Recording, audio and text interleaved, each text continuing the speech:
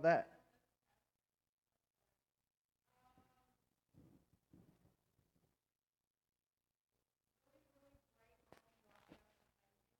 Right?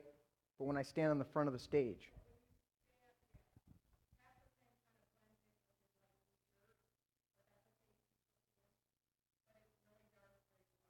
How about now? I can feel the light on my face. I've got lights in the back. I think I'm going to put a track light right up there in the ceiling. It would be pretty good. It would be pretty good. Yes. Okay. Oh, I turned you down, Ken. I'm glad we're broadcasting all this because people get the real feel. Go ahead, Ken. Pretty good. Pretty good. Wow. Pretty good. It is good. I believe you said it is good this morning. It is good. How about that? We're just going to... Your mama said it is good. It is good. It is well with my soul. All right, is Ken coming through on the... You don't have to go back to the podcast. Just look at the bottom of the broadcast. See where the little microphone is?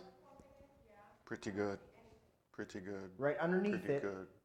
Pretty good. You should see a little bar, a little line Very that good. clicks. Very good. Very good. Very good. Very good. You see it? Very good. Very, very good. Very good. No, you should just see a microphone with a bar, an increased bar.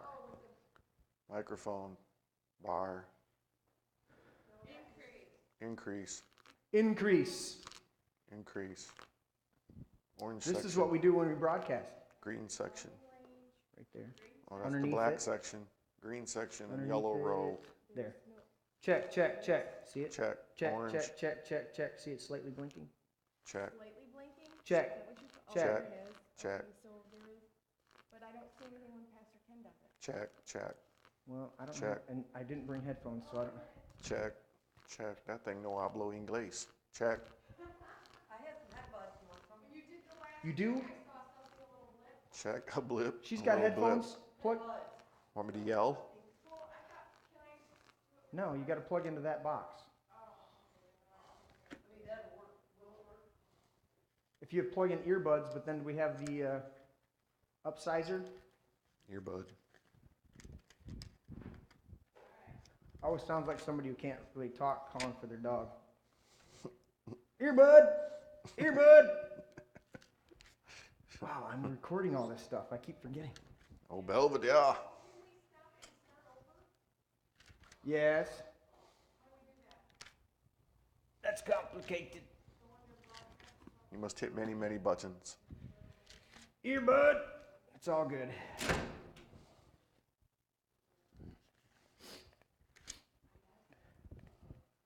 Well, I was going to grab mine, but I forgot. I'm not adverse to sharing, you know what I mean? Oh, I'm not either. Okay, so, you know, I would wipe them out, because I don't know who used them. Okay. You'll wipe them out again when I'm done with them, so there you go. This is headphones. Okay, which one? The back one? This one. And I don't know if the output matters for the headphones.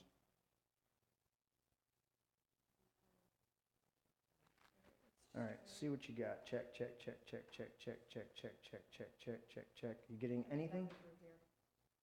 How about if I turn that up? Check 1, 2, check 1, 2, check 1, 2, check. I still don't know.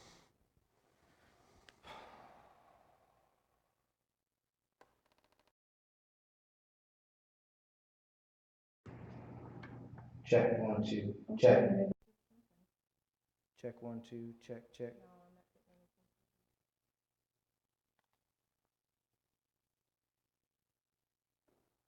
You know what, let's just roll with it and see what, I'll just do a recording with my phone too.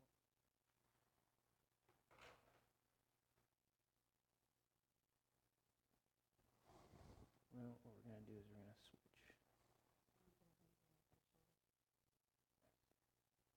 Who's asking? Martha. For what? Probably because Vince was gonna bring the kids. Doris. Well, yeah, that's why I'm like, if you're gonna be here. Then you be here for the whole experience. Well, she said to call Okay. after if you're gonna be there, so. Is it picking up on the Logitech now? On the Logitech. The microphone should be picking up on the Logitech.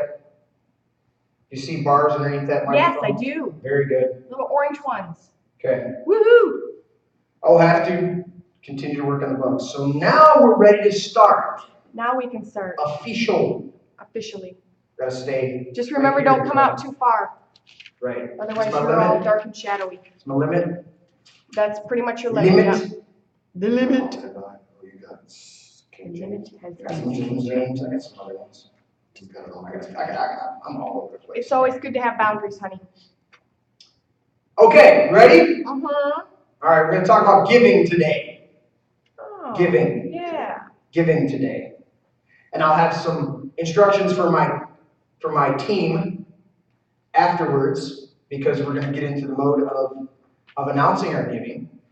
In fact, we're going to, if you want to take a quick note, Ken, we're going to do a quick announcement. We're going to do the main announcement between the worship and the message.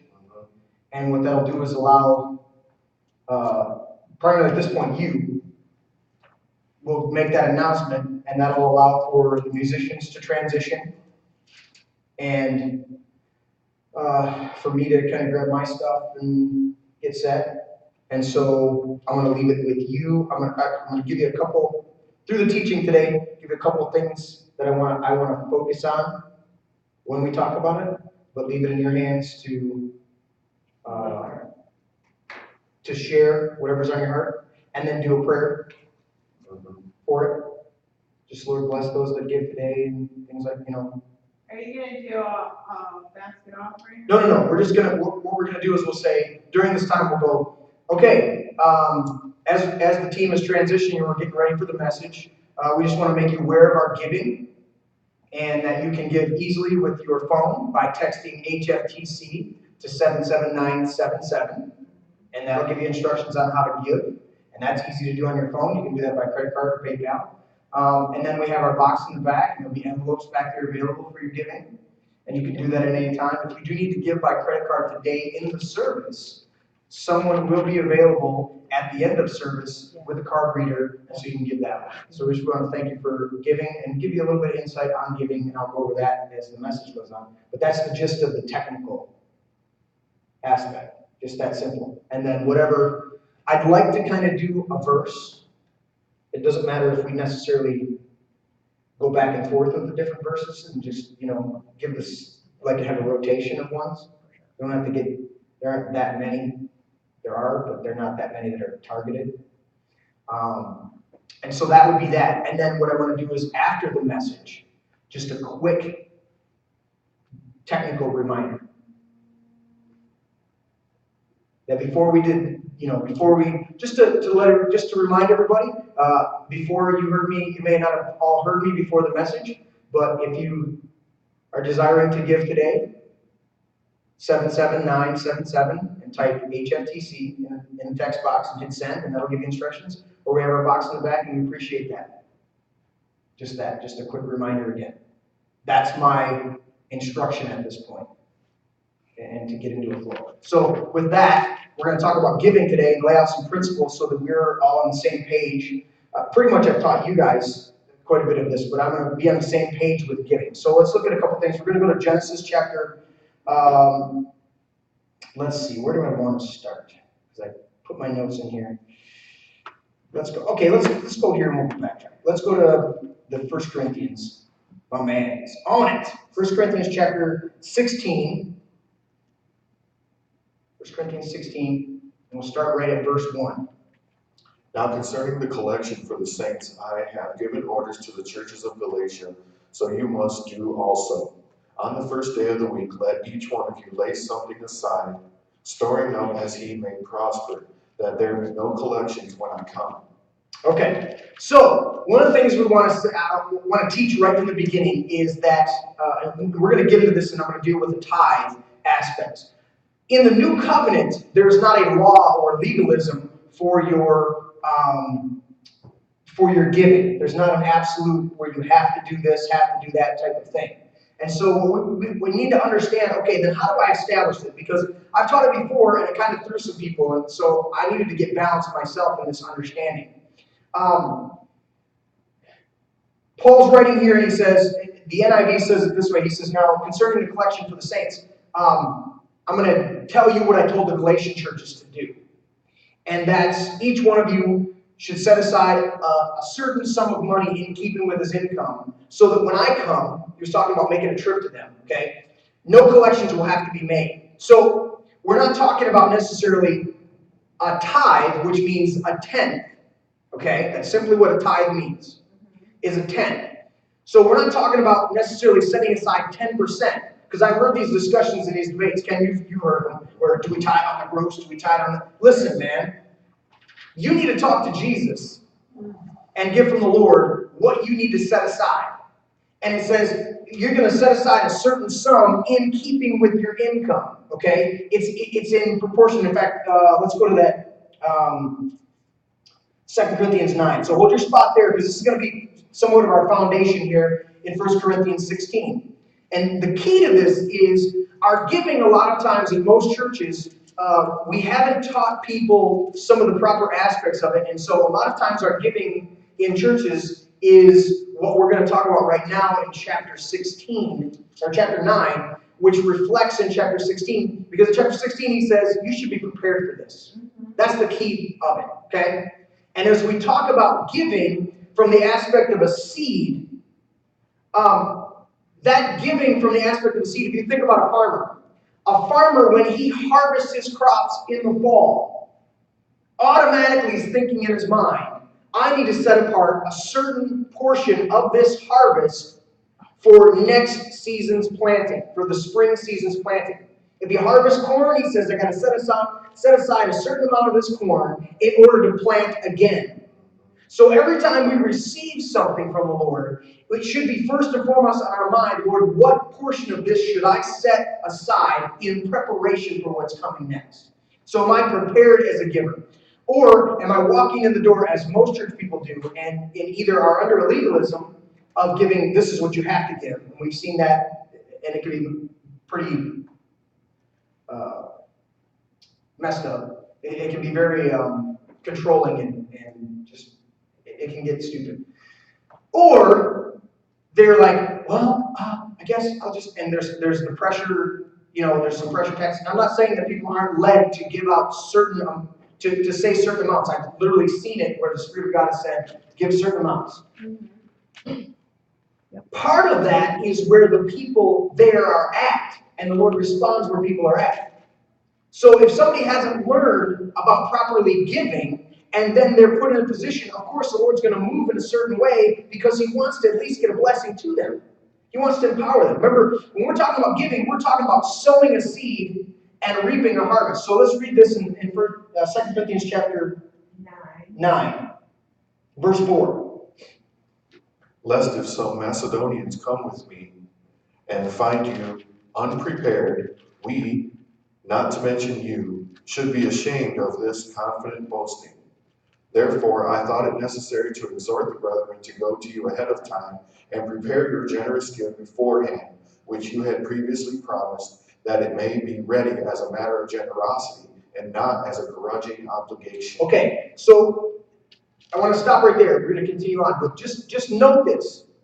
Paul said this in 1 Corinthians chapter 16, okay? Now, it wasn't chapters, this was a letter. But in his first letter to the Corinthians that we have, okay, he writes it and he says, set aside a certain portion so that when I come, a collection doesn't have to be taken, but you're already prepared for this. So now he's following up in the second letter and he says, listen, lest some of the Macedonians and I find you unprepared, I'm reminding you again to get this thing together. And then he lays out how it needs to be brought about. And he says that we're at the second part of that verse 5, which you had previously promised, that it may be ready as a matter of generosity and not as a grudging obligation. Go ahead and continue with verse 6. But this I say, he who sows sparingly will also reap sparingly, and he who sows bountifully will also reap bountifully.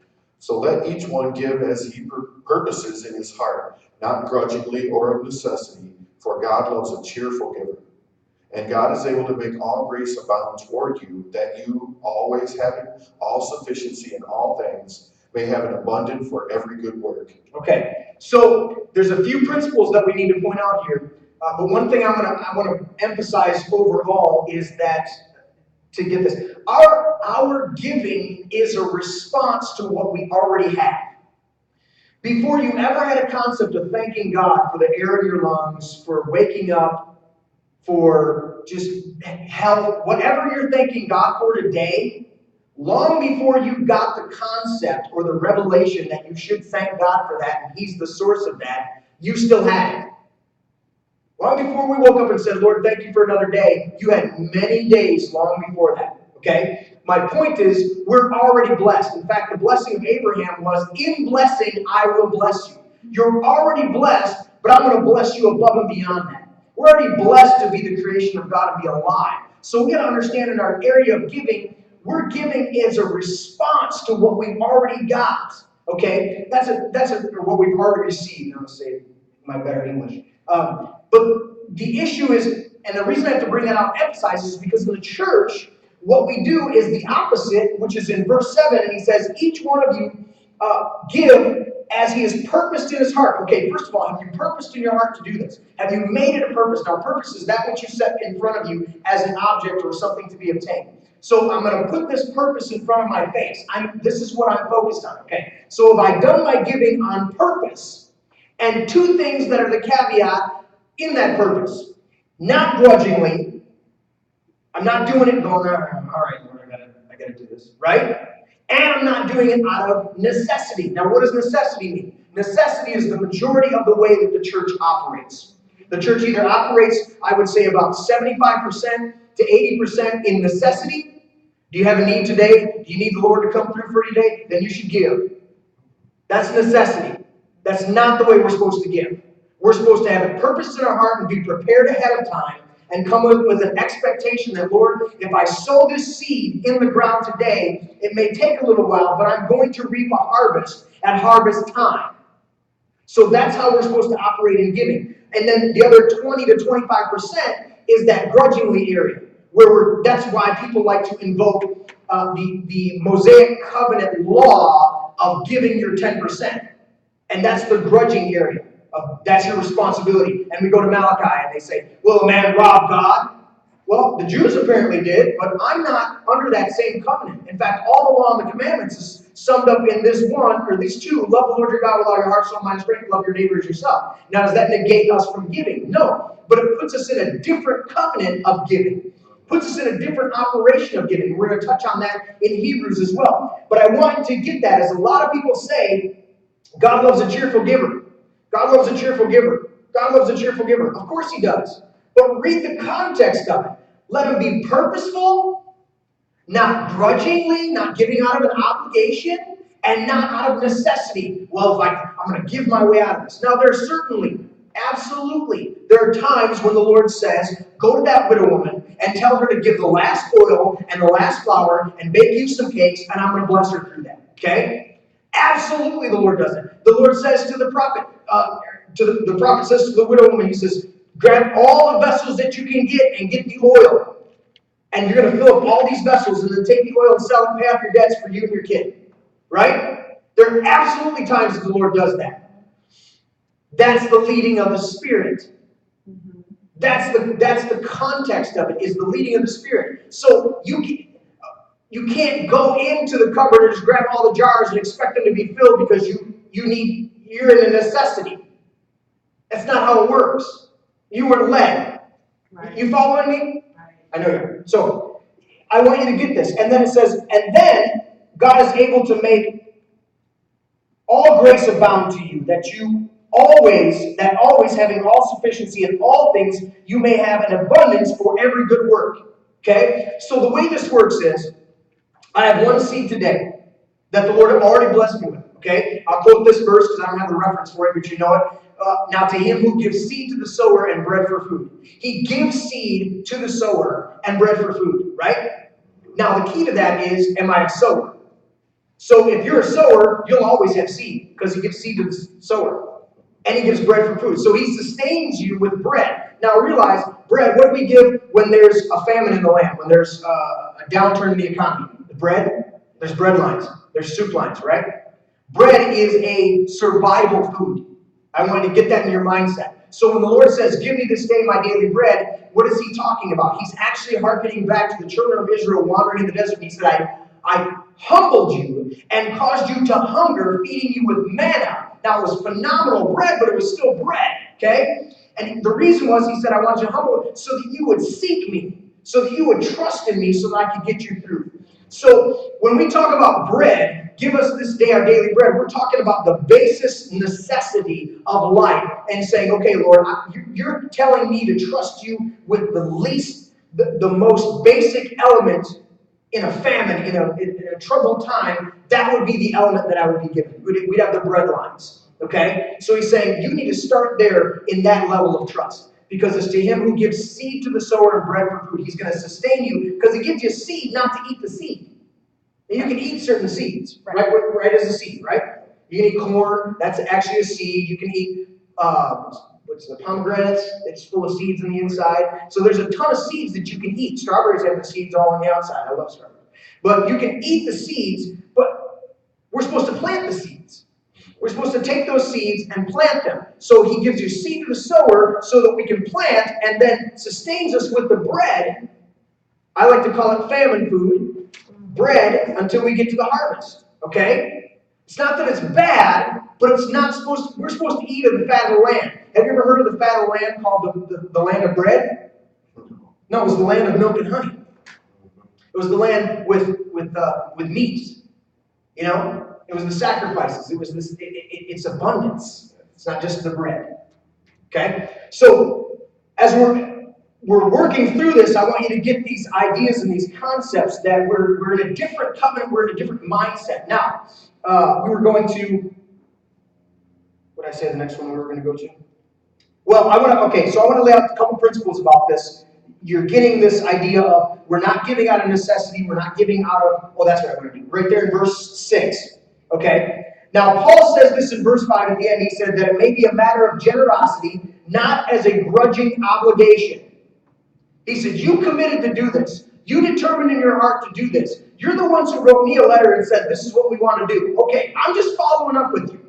And I'm following up with you in a way to say, listen, this doesn't need to be a grudging obligation. Okay? We boasted about you. You sent us a letter. You said you were going to do this. I told everybody else you were going to do this. I want to be proud of you and be honored by you for doing this. So I'm talking with you. I'm communicating with you. One of the things that I had a problem with for a while was not always communicating with people on things that they had at one point said they were willing to do, said that they wanted to do, or had a desire to do. You got to go back and touch base. I've already read 2 different letters to the same group of people where Paul's touching base with them.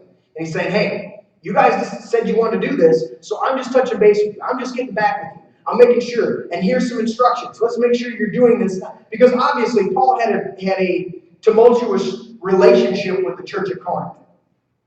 So obviously he needed to communicate with them. I had issues before, and I would say, Lord, why are we in lack? Why are we not doing this? He says, you have not because you ask not. And I went, oh, so I've got to, and what he meant was that I got to keep the communication going on things and not just assume. Because people forget. I forget, you forget, we all forget, right? Oh, that's right, I told you I was going to take care of that. I totally forgot. Okay, no problem. But if we're communicating, we're reminding each other. We're helping each other move along, right? Because this area of giving is a very sensitive area. In fact, I need to point this out. Genesis chapter 4, verse 4. How many of you know the chapter 4 of Genesis, what that really is all about? Or what the context is? It's Cain and Abel. Adam lay with his wife, right? And she conceived and bore a son. And they named him Cain. And then she lay again. They slept together again. And she bore again. Yes, verse 4. And down in 4 it says, Abel also brought of the firstborn of his flock and of their fat. And the Lord respected Abel and his offering. But he did not respect Cain and his offering, and Cain was very angry, and his countenance fell. Okay, what I want you to realize is this. We touched base on Cain last week, talking about how his brother's keeper. I want you to understand how sensitive we need to be about giving, but at the same time, open and have a conversation and a dialogue about it. Okay? And so get this. The first murder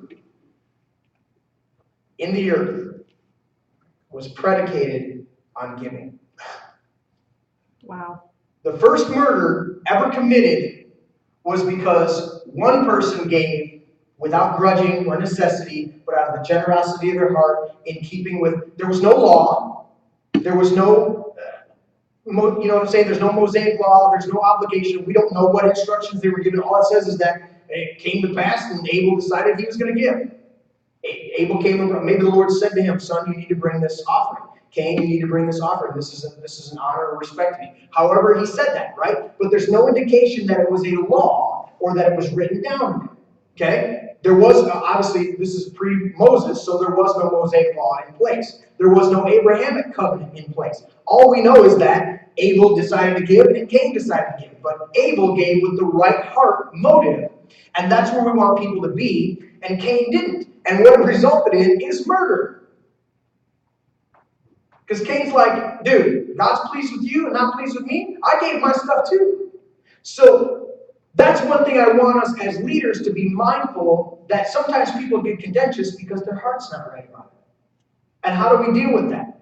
We back off, right? We're communicating, I brought that out, but we also need to be sensitive to certain people. People are going to ask you questions, they're going to do things. You know, I know of people that they don't like the plate pass.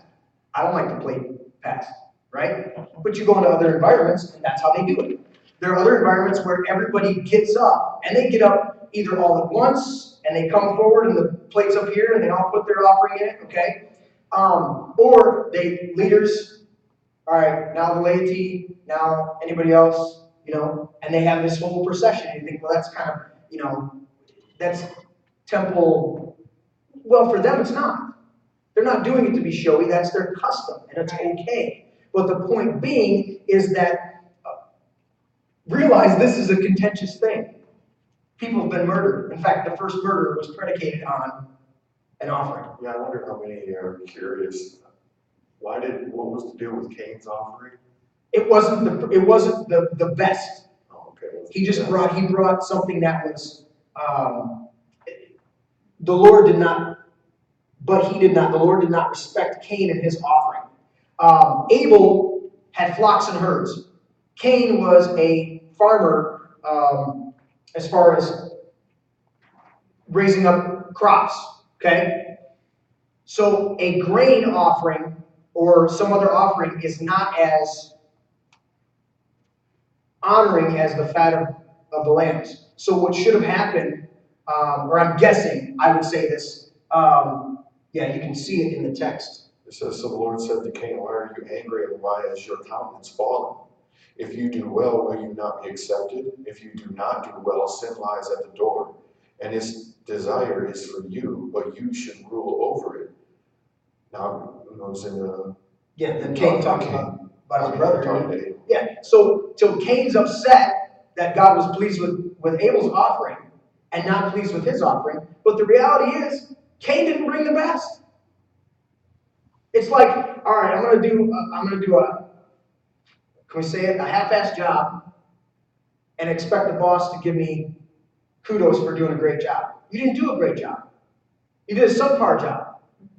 And now the boss is not pleased with the job you did, and of course, your countenance should fall. You should be displeased with the fact that your boss is displeased with the fact that you didn't do a good job. You did the least amount that you could do. And so with Cain, I guess, given the way Cain should have bartered with Abel for the best of his flock. Here, I'll trade you grain. You give me some best of your flock so that I can offer it as a sacrifice to the Lord. Most likely he didn't want to do that. Exactly. Well, you can see that there was contention right there already because he took him aside and ended up killing him. But you see that what I wanted to bring out was the whole idea that there was that offerings can be contentious with people, that they can be offended. It's one of the areas that people can be easily offended, is in the area of offerings. Because I'm thinking he knew that. I'm thinking that he knew that it would have been an animal sacrifice. And that would add even more to the Lord's displeasure. He's like, oh, so you didn't want to talk to your brother, you didn't want to barter with your brother, right? So, and you try to just bring this. It's like, well, if I buy what? If I give him the grain and get a cow and kill the cow, what's the difference if I just bring the grain that I was going to get the cow with in the first place, right?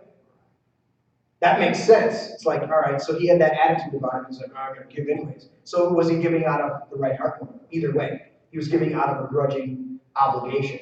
And we don't know exactly what that obligation was. So you get the idea here. I want to bring that out is that giving can be touchy, even when you do it right, because people's hearts may not be right.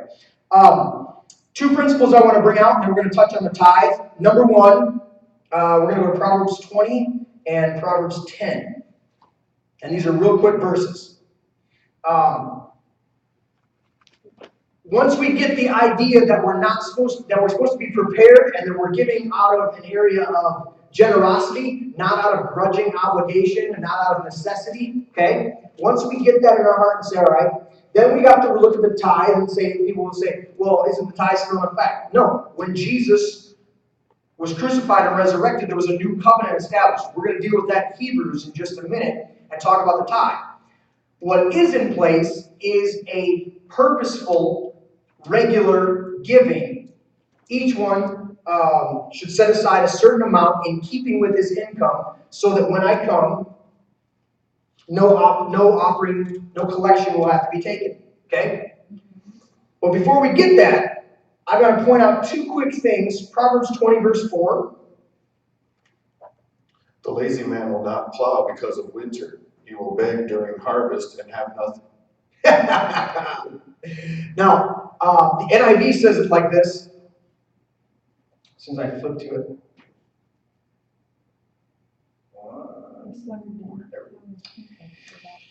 The sluggard does not plow in season, so at harvest time he looks, but finds nothing.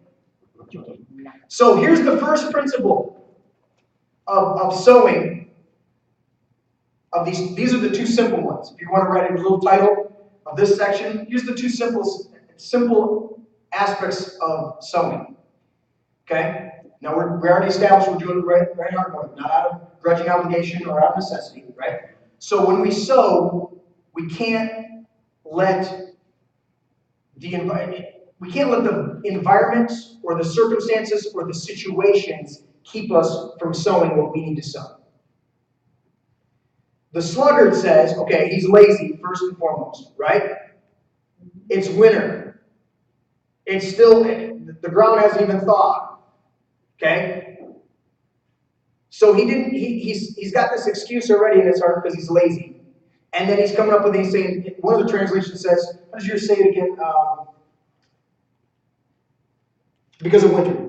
Yeah. The lazy man does not plow because of winter. Okay? I think the King James says, he does not, it's not season. It's escaping. It's okay. Point being, he doesn't plow because first and foremost he's lazy, and then secondly he comes up with an excuse because of the season, right? No problem. Do what you got to do, buddy. Go back to 2 Corinthians 9. Listen, he who sows generously is going to reap generously. He who sows sparingly is going to reap sparingly. That's just a principle, okay? Galatians chapter 6. Do not be deceived. God cannot be mocked. What a man sows, he's going to reap. So if you sow nothing, you reap nothing. So it's okay. You want to be lazy, make excuses. But when it comes time for harvest, you're going to be a beggar. Because you're going to look and there's going to be no harvest. So where's your focus? Are you focused on, okay, I have to have it in my mindset that and here's the key. I want you to get this in this simple verse, right? It doesn't say anything about seeds. It says the sluggard does not plow in season. So what does that mean? He's saying he doesn't prepare the soil. He doesn't even prepare the soil, right? Because I guarantee you this sluggard, or I don't guarantee you, but I'm going to guess pretty soundly, that this sluggard did have enough ambition, because he's still a lazy man, that he went out and he scattered his seed. Remember the parable of the sower? Right? What does it say? And the sower scattered his seed. Well, if you're a sower, you don't scatter seed. Right. So Jesus is clearly marking out that this is a lazy person. And of course, their return comes back to them, what, 25%? Because the birds get some of it, it falls on the path, and it falls along the stones, right? Or the path is the stones, and then the weeds choke it out, okay? So you get maybe a 25% return. Well, 25% return, if you need to set aside 10 to 20% for next year's planting, is nothing. You're a beggar. And we're saying that even if he did that.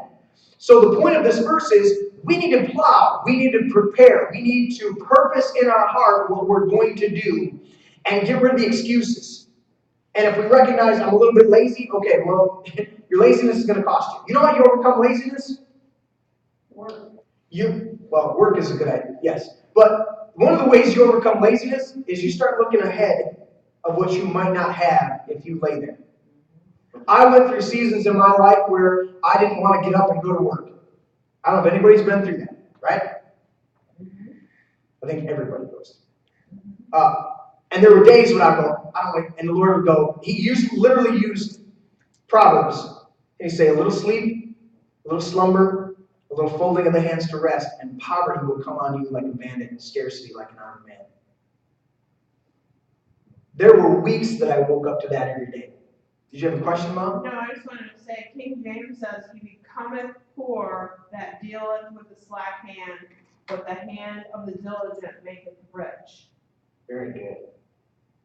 That's very good. Okay, so let's skip. Now let's go back 10 chapters. We're going to go to chapter 10. So you get this. We've got to plow in season. When the season's ready, we've got to plow. Because if we don't plow, the ground is not prepared for the seed. Remember this? He gives seed to the sower and bread for food. So we're going to get seed, but did we prepare the ground? Because if we don't prepare the ground, we're going to look at harvest and have nothing. And that points to our laziness or lack of ambition in that season. We didn't take care of what we needed to take care of in that season. Now here's the other aspect, and this is one of the areas that I failed the most at, because I've always been a giver. My problem is in verse 5. He who gathers in summer is a wise son. He who sleeps in harvest is a son who causes shame. I didn't always gather. I don't know if anybody else has been there. Can you? No, I'm good. I had a discussion with a friend of mine last night. And he's going to do something for me, free of charge. And I said, well, let me take you out to dinner. Let me do something to honor that. He said, I don't need a payment for us. It's not about payment. It's about honoring you. And I said, listen, man. I'm going to sow a seed. And I don't care where that harvest. We're standing here in this building today because I've sown seeds in other seasons. I've plowed in other seasons and sown in other seasons. Because the gentleman who opened the door for us here, I had no relationship with less than a month ago. Didn't know him. So there's no way that I'm harvesting directly from something that I poured into him and he's paying me back. Okay? So I've sown into other things in the past, and now this harvest is coming. So if I'd have said, no, we're good, no, I've had to learn over a good 8 to 10 years now of, you know what, just receive it. Just receive it. And sometimes that receiving is, I come in here and spend most of my day setting things up and rearranging things. What am I doing? I'm getting my harvest. I'm not sleeping during harvest time and bringing shame on the Lord. If I came in and said, no, it's good enough, we're just going to, we'll just clear enough area to set up chairs. That's not good enough. In my heart, knowing what I'm doing for the Lord, okay? I'm coming in, I'm going, all right, Lord, I'm going to take what's available, and I'm going to set it up, and I'm going to go for it. Because I'm going to harvest everything I can. I'm going to be a diligent son who's collecting and getting it in the harvest. So there's been times in the past where I didn't ask, therefore you have not because you ask not, so I didn't ask, and I didn't receive. And there were other times where people made advances and said, do you need this? Do you need that? No, I'm good. And I walk away, and it's the simple principle of the people, the flood, and they're up on their roof, and they're going, Lord, come save us, Lord, come save us, Lord, come save us. And the boat comes by, and they go, come on. And they go, no, we're waiting for the Lord. And then the helicopter comes by, and no, we're waiting for the Lord. And then the water comes up so much, and they drown, and they're standing in front of the Lord, and the Lord goes, and they go, Lord, why didn't you save us? And he said, I sent you a boat and a helicopter. What more do you want?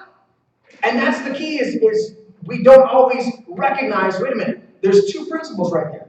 One, it says gathers in summer, okay, and then sleeps during harvest. So the key to this is harvest is the fall. We do harvest parties and stuff like that, right? So harvest is in the fall, but there's still things that can be gathered in the summer.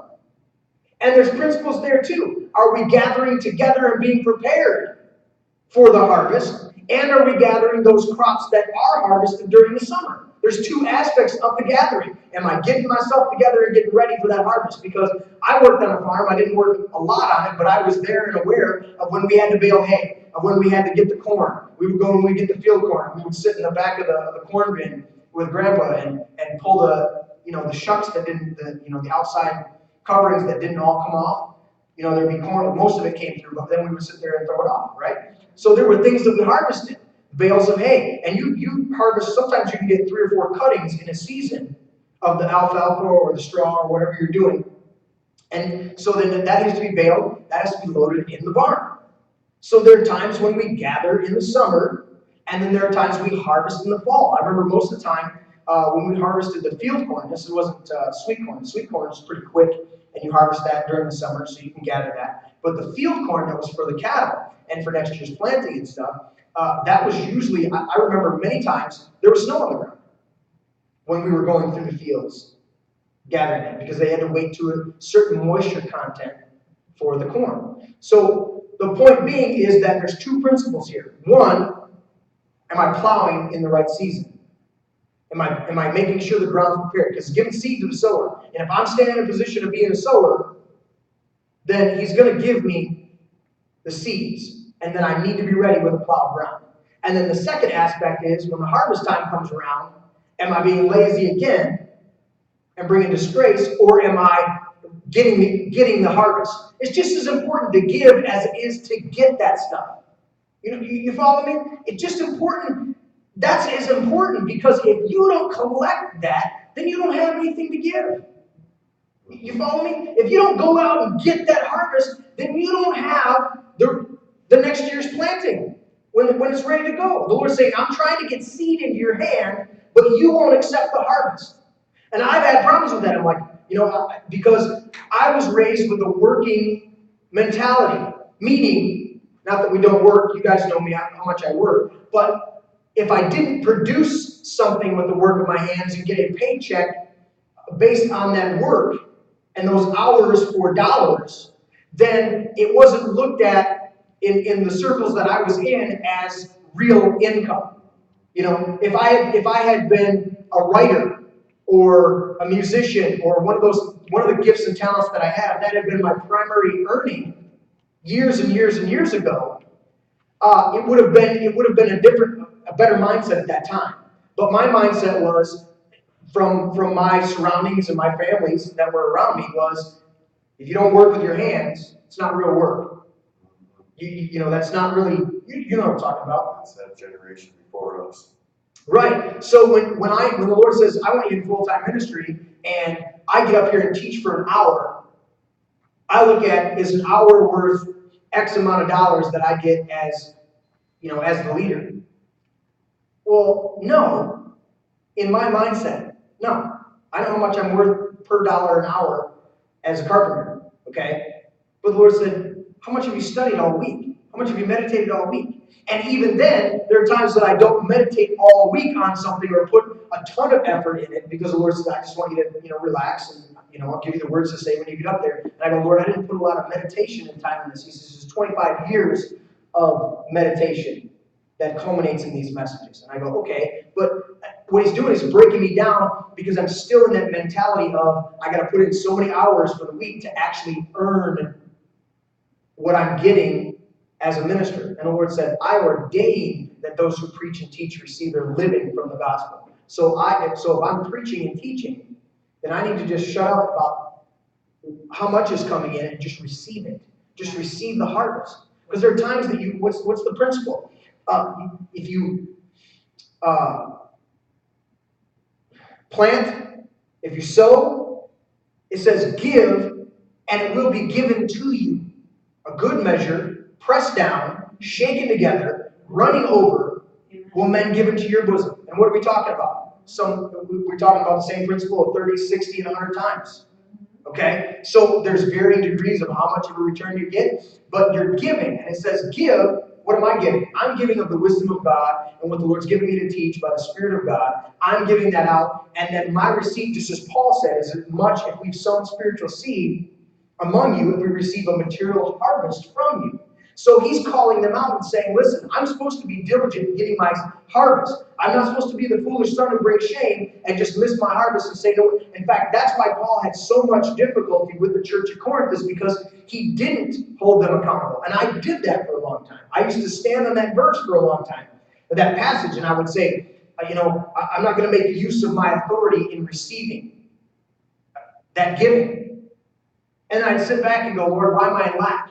And I wasn't, and in the grand scheme, I wasn't in lack, okay? I lived really well, all right? But I still wasn't where I needed to be. And I didn't always have to be, as Paul says there or writes there in verse 9, or chapter 9, that it may be a matter of generosity. It's a matter of generosity. Well, there were times that I wasn't always, as in verse 8, that they may have an abundance for every good work. I don't always have an abundance for every good work. So if he gives seed to the sower, then I've got to check and go, did I plow? And was I attentive to my harvest? Did I gather in the summer? And was I sleeping during the harvest? I want to make sure I'm awake during the harvest, I'm gathering during the summer, and I plowed in season at the beginning. There are certain things, and I like the fact that it's plow in season. And he says in the King James, during winter. Why? Because winter wheat, you plant it at the end of the fall, just before the ground freezes, and so it automatically comes up. You don't do anything at the beginning of the season. You just watch it come up out of the ground naturally, because it's winter wheat. You plant it in the winter, you bring it up. What's not onions. Is it onions there? Garlic. Garlic you plant in the fall, and then it comes up in your springtime. So there are a number of things that you can plant at different seasons, and depending on their season and how they work, you can harvest at different times. So you're getting this principle that we need to plow because he gives seed. We need to gather in the summer and make sure we're not sleeping at harvest time. And I think of the sleeping at harvest time as this principle here. Am I literally sleeping? No. But was I oblivious and not paying attention to when my harvest came down and I missed it? When somebody walks up and says, case in point, when we were traveling to Tulsa, the first trip that we took to Tulsa, one of my friends said to me, hey man, I told him, I said, I'm going to Tulsa, so I'll be here for hockey. He's the one who runs the hockey. I said, I'm not going to be here for hockey, I'm going to Tulsa. He says, well, hey, if there's anything you need, you let me know. I said, okay, are you serious? Yeah. Yeah, I'm serious. I said, if there's anything, I said, okay, we need some gas money. Okay, when can we meet up? And the amount he gave completely covered our gas.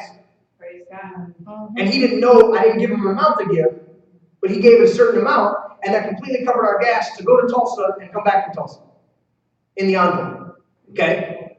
So the reality is, he said, anything you need, let me know. And I let him know. So I didn't sleep or wasn't oblivious. I didn't go home and go, okay, Lord, if you could just send somebody to help us with the gas. Now, he does. He has done that, okay? I've gone into my closet and prayed in secret, and my Father who saw what was done in secret rewarded me openly, okay? There's absolutely. But there's other times when people say, hey, man, you need some money for that? And you go, no, I'm good. No, you're not. You need that. Just go ahead. They're offering it. If their heart's not right about it, that's on them. But they made the offer. So don't miss the harvest. Don't act like, oh no. That's sleeping. To me, that's the essence of sleeping during harvest. Okay, there's a literal sleeping, but I'm talking about this figurative sleeping during your harvest. Hey, you want to use this building? No, I don't know. Yeah, I do. I want to use it. Thank you. I'll take it. I'm gonna be awake during that. So there's the principles there. That's your simple principles, okay? Plow means prepare the ground, get it ready, all right? And then gather and don't sleep during harvest. So quickly, let's touch on the tithing. Hebrews chapter 7. I want you to realize this, because there's a lot of people that use tithing, they use Melchizedek. Will man rob God? They try to guilt people into giving. We've already discussed how giving is supposed to be done. Giving is supposed to be done what? Not out of necessity, not out of grudging obligation, but out of generosity, according to what somebody has already purposed in their heart to do.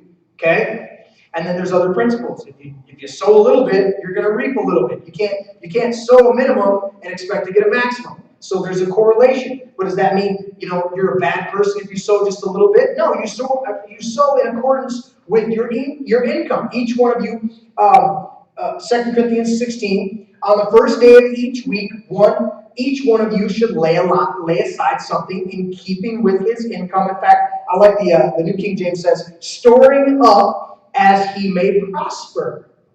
See, God's not trying to get your base. He gives seed and bread. So is he trying to get your seed and bread? No, he's giving them. All right? We're supposed to give, in fact, one of the other scriptures that I looked up,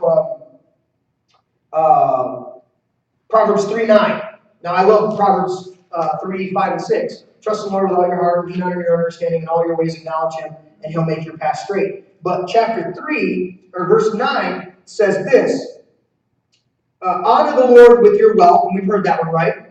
Honor the Lord with your wealth, with the first fruits of all your crops. Then your barns will be filled to overflowing, and your vats will brim over with new wine. Okay, so here's the key. Honoring the Lord with your lack? With what just enough? With your it's wealth, right? Right. So I have to get to a place of being wealthy. The way I get to that place of being wealthy is plowing and gathering and not sleeping at harvest. And then, if I'm honoring him with my wealth, and then it says, with the first fruits of all your crops. What is a crop? Let's put it this way. A crop is something that I've taken seed and I've sown into it, and then there's a harvest. So if I put one seed in, and I get 1,000 seeds out of that one seed, I'm going to give out of that 1,000 seeds, right? The first fruits of that 1,000 seeds. So is that a necessity place, or is that an abundance place? So I'm honoring the Lord with my wealth and with a harvest. Most people in the church have been taught to honor the Lord with the gift over here. Well, you need your bills paid. Give today. Give your way out of it. That only works if the Spirit of God's leading you in that. Right. Amen. It doesn't work. You can't throw it as a blanket of, take the last oil and give it to me. There are people that took their last dime and gave it and didn't get anything out of it. Right. Now, if they're genuine, their heart they were just ignorant or whatever, of course the Lord's going to sustain them and get them through those seasons. But there's not going to be that abundance that they were supposed to have. Okay? So the principle here is, you give it out of your wealth, out of the first fruits of your harvest, on all your crops, then your barns will what? Be overflowing, and your vats will brim over with new wine. Okay? So here's what he's saying. Honor the Lord with your wealth, with the first fruits of your crops, and your harvest will be that much more plentiful and increase. Don't honor the Lord with it, your barns will still have something in it. But it's not going to be that overflow. Not as much. So we want to get into overflow. We honor the Lord with what He's giving us in our harvest. See, it's a different principle. We've been taught you give to get blessed. That's what we've been taught. You give. If you want a blessing from God, give. No, you're already blessed. Out of your blessing, purposely set aside something to honor the Lord with what He's already blessed you with. And then the blessing will overflow. The blessing will increase. If you honor the Lord with your wealth, the first fruits of all your crops, then your barns will be overflowing. You want your barns to overflow? Because if you've got overflowing, then you can be generous on all occasions. Willing to give. So let's go to this Hebrews. We're going to talk about this. Tithing 4 times in the Gospels. Right. I absolutely love how religious people operate. I'm saying that sarcastically. Obviously. We're going to hammer on the tithe, hammer on the tithe, hammer on the tithe. I just read to you how many passages that didn't touch on the tithe at all. Just talked about giving. Yep. And how we got to do it in the right heart, right? Yep. But what happens? Comes time to give, and the church goes over to Melchizedek, or not Melchizedek, Malachi. We rob God. You rob God in tithes and offerings. These people don't even understand the concept of seed to the sower and bread for food, and you're telling them they're robbing. It's like walking up to somebody that's never been in church before and saying, you've broken all the 10 commandments. They don't care. They want to know what their purpose is. They want to know they want to hear some good news. That's what gospel is supposed to mean. Okay? So Hebrews chapter 7, verse 1 and 2. For this Melchizedek, king of Salem, priest of the Most High God, who met Abraham returning from the slaughter of the kings and blessed him, to him also Abraham gave a tenth part of all, first being translated king of righteousness, and then also king of Salem, meaning king of peace. Okay, so Pastor Ken, in your astute observation, what was the order of blessing and tithe? The blessing was first. Okay, reinforcing exactly what I'm saying. So even in giving a tenth, Abraham did it after he was blessed. I'm going to bless you. Okay, in response to the blessing I just received, I've got to give you a tenth. I've got to honor you with this. That's how the Lord wants us to operate. It's more of a blessing to give than to receive. So what that tells you is reception is already coming. Abraham he already took the spoils from defeating the kings, right? He's already won the battle. In blessing, I will bless you. That was the covenant, okay? So Abraham's extremely wealthy, and then he gets even more wealthy. And so then he comes along, and Melchizedek says, I'm going to bless you. And he goes, all right, I received the blessing. What can I do in response to that blessing? I got to give something. I'm going to give a 10.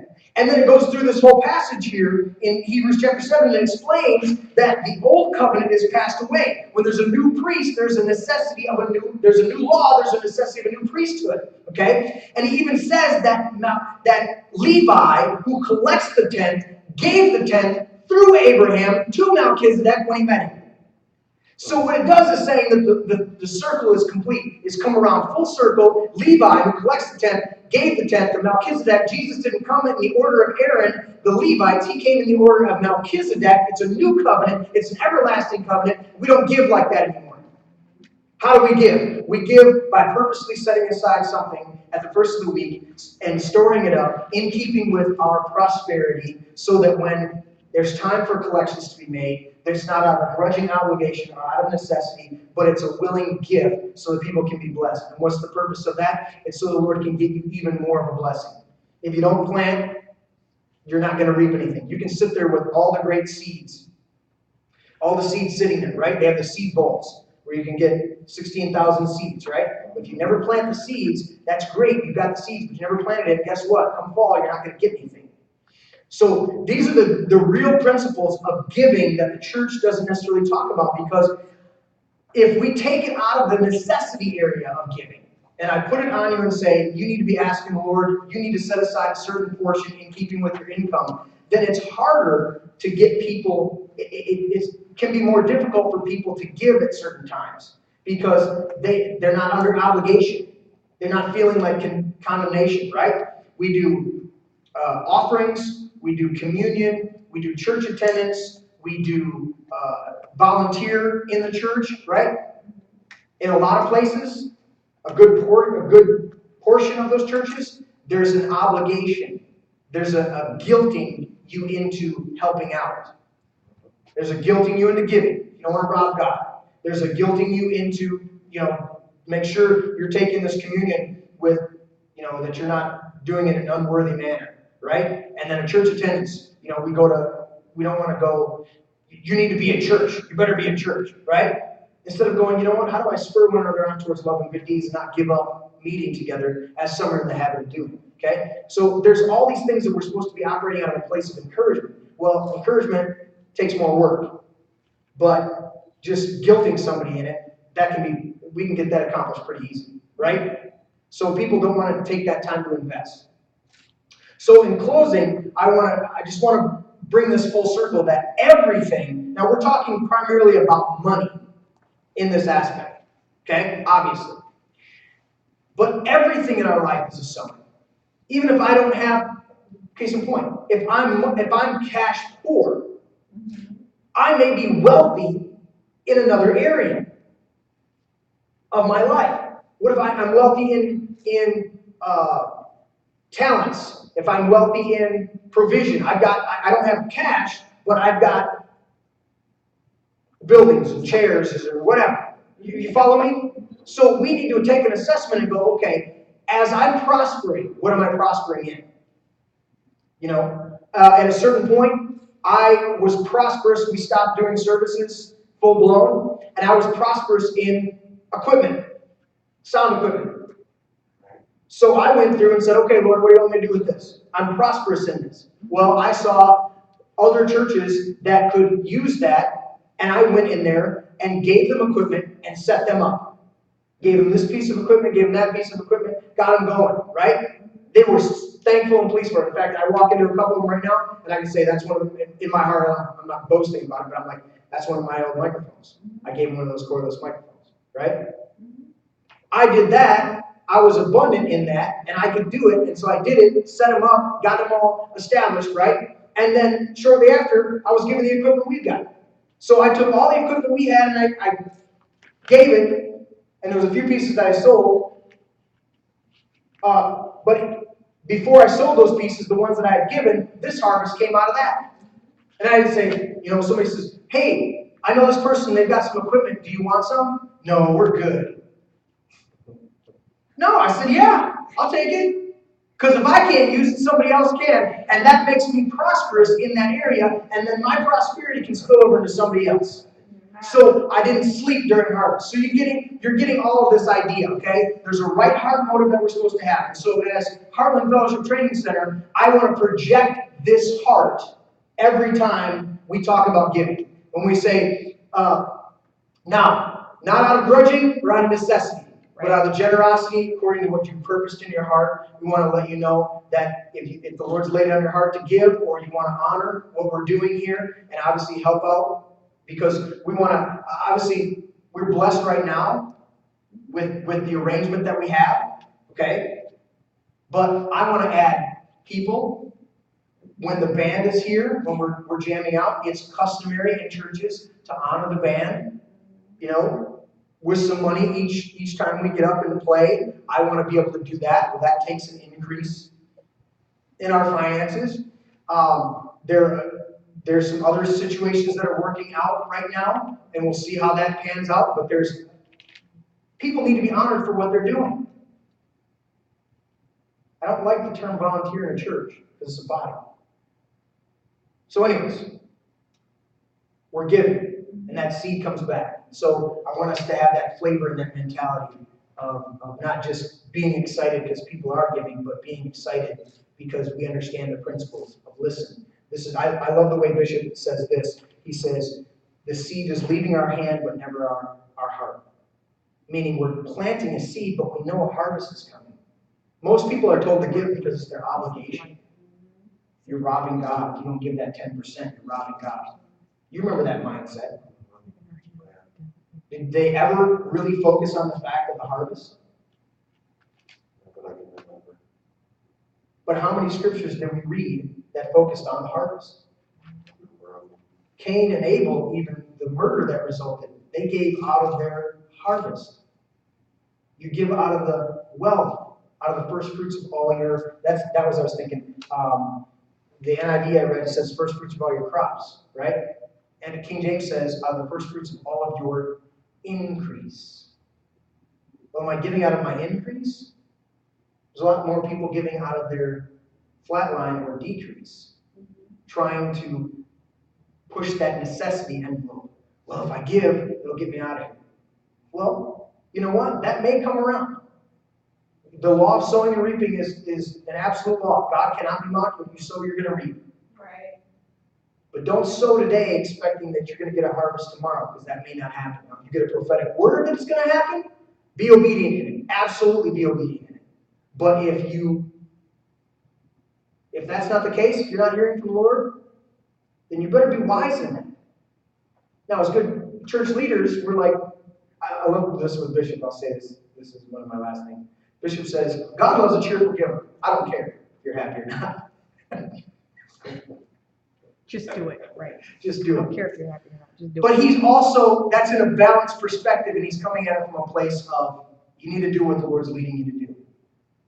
And you need to have a consistency, right? Each one of you should set aside a certain portion at the beginning of each week in keeping with your income as he may prosper, so that when I come, the collection will not be heavy. So I want to train our people as we go forward to have it in their mindset, not just that 10% obligation, not that, but that generous, I'm setting something aside for planting so that I can continue to have a harvest that causes me to overflow. I need to be in overflow. Good stuff? Amen. Amen. You can click on that. The thingy went away. How do I just broadcast?